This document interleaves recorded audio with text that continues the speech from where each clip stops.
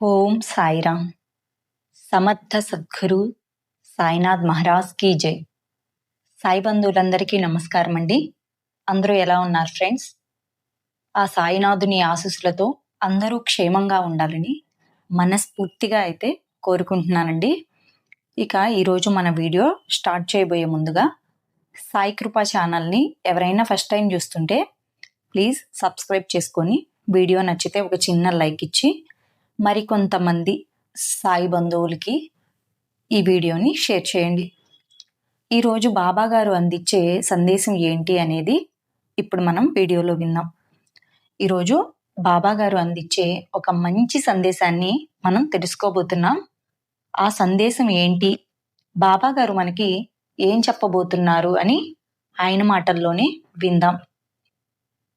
బాబా గారు ఏం చెప్తున్నారంటే, ఈరోజు నిన్ను మంచి అదృష్టం వెతుక్కుంటూ రాబోతుంది. అందుకో బిడ్డా, ఎట్టి పరిస్థితుల్లో వదులుకోకు అని బాబాగారు చెప్తున్నారు. బాబాగారు ఏంటి, ఆ అదృష్టం ఎలా రాబోతుంది అని చెప్పబోతున్నారు అని మనం తెలుసుకుందాం. బాబా మాటల్లోనే మనం తెలుసుకుందాం.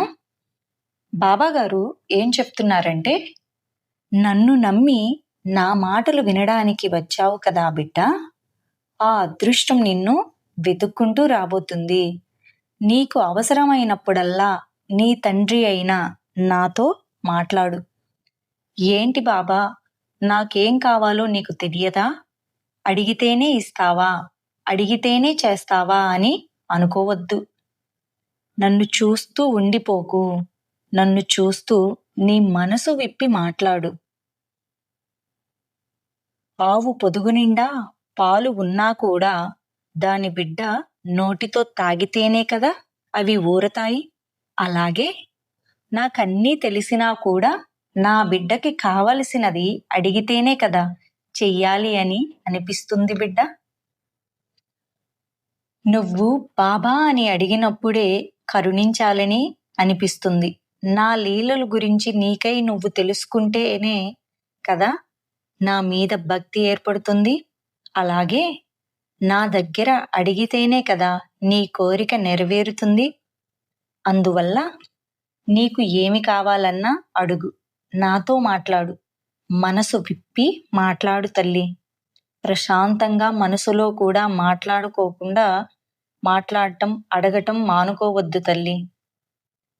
నేను కూడా నీతో మాట్లాడతాను, నీకు సమాధానం ఇస్తాను. నేను నీతో మాట్లాడేది నీవు తప్పక గ్రహిస్తావు తల్లి. విగ్రహంగా ఉన్నా నీవు నాతో ఎలా మాట్లాడుతావు బాబా అని అడుగుతున్నావు కదా, అది కూడా చెబుతాను విను తల్లి. ఎవరో ఆత్మలో నేను కొలువై ఉన్నాను. వాళ్లతో నీ కష్టాలు పంచుకున్నప్పుడు వాళ్ల రూపంలో నీకు నేను బదులిస్తాను. నీ మనసు విప్పి నీ సమస్యలు చెప్పుకో.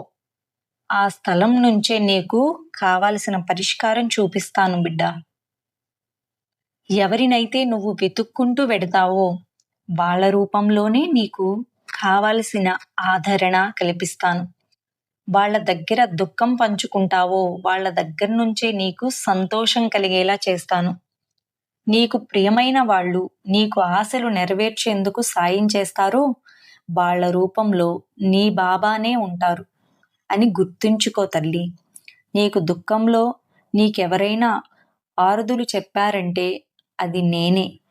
నీకు బాధ కలిగినప్పుడు నీతో బాధని పంచుకుంటూ ఎవరైతే ఏడుస్తారో వాళ్ళల్లో ఉన్నది నీ తండ్రి సాయి అని మర్చిపోవద్దమ్మా.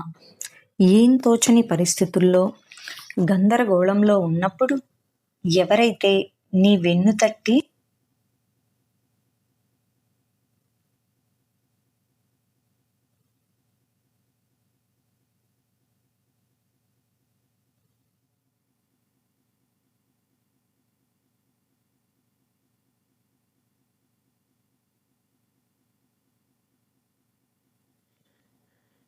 నన్ను దాటి ఎలాంటి ఆరుదులైన సమస్యలు నిన్ను చేరవు. నా సంకల్పం లేనిదే ఎవరు కూడా నిన్ను ఆశీర్వదించలేరు. ఎవరు ఎలా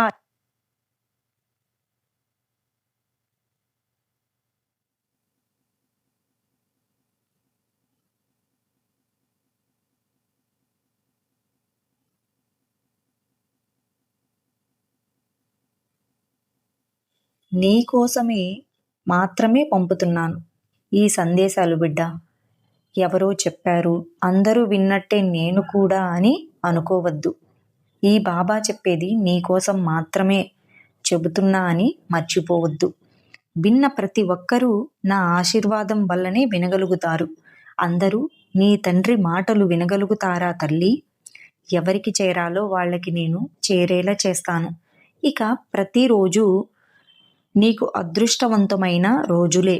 ఎందుకంటే నీకు ఆరదులుగా చెప్పేది నీ సాయి. కాబట్టి నువ్వు నా బిడ్డవి, ఈ సాయి బిడ్డవి. ఇప్పుడు ఇది వింటున్నా నువ్వు అదృష్టవంతురాలివే కదా బిడ్డ. నీ సంతోషానికి చిగురులు వేస్తాయి. నువ్వు ఎదురు చూస్తున్న కోరిన కోరికలు నెరవేరే రోజులు వస్తాయి. ఎందుకంటే కష్టాలు కలిగించి వాటిని తట్టుకునే ధైర్యాన్ని నేనే ఇస్తాను. సమస్యల నుండి ఎలా బయటపడాలా అని పరిష్కారం నేనే చూపిస్తాను. నువ్వు ఆశపడినప్పుడు దానిని నీ చేతికి అందిస్తాను తల్లి. నువ్వు కన్నీరు కార్చేటప్పుడు నీకు అదృష్టాన్ని కలిగిస్తాను. చెడు జరుగుతుంది అన్నప్పుడు మంచి జరిగేలా చేస్తాను. అన్నీ దాటించి నీకు అదృష్టకాలాన్ని కలిగిస్తాను. ఈ మంగళకరమైన మాటలు విన్నావు కదా. అదృష్టకాలం రాబోతుంది కాబట్టి నీకు ఈ మాటలు నీ వరకు చేరాయి. రాబోయే కాలం అంతా నా బిడ్డకి అనుకూలమే. నువ్వు ఏం చేసినా విజయమే తల్లి. ప్రశాంతంగా ఉండు. మనసులో ఎలాంటి భయం ఉంచకు. నీ బాబా ఉండగా భయం ఎందుకు తల్లి? సో ఇదండి ఫ్రెండ్స్, బాబా గారు చెప్పే మాటలు. అందరూ వినండి, శ్రద్ధగా వినండి. ఓం సాయిరామ్.